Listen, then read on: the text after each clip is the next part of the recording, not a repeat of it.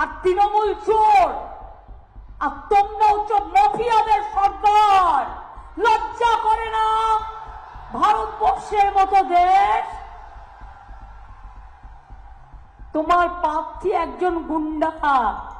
जब बंगाल में इलेक्शन हुआ था इसका बार 200 पार, 70 में रुक गया, 294 सीट था। और अभी हिंदुस्तान में 543 में इलेक्शन हो रहा है।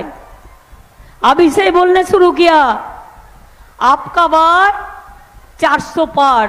हम बोला 400 पार क्यों, 420 में जाओ ना, 420 पार करो तब तो 420 का सरकार बनेगा, जो देश के लिए लोगों को जेल खाना में डालेंगे, लोगों को चुन चुन के मारोगे, आईबीईडी भेजोगे, एनआईए भेजोगे, इनकम टैक्स भेज। গরু পাচার, ডাক পাচার, মানি লন্ডারিং, তার বিরুদ্ধে নাকি কোনো কেস নেই। কারণ থাকবে কি করে?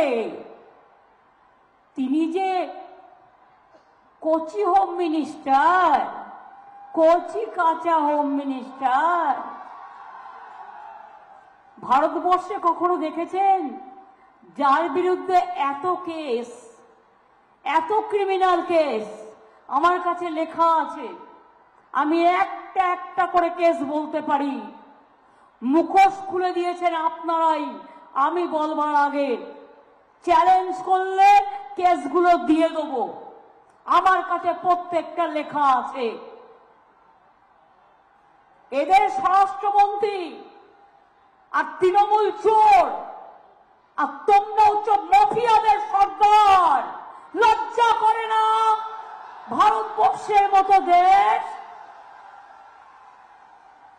তোমার প্রার্থী একজন গুন্ডা,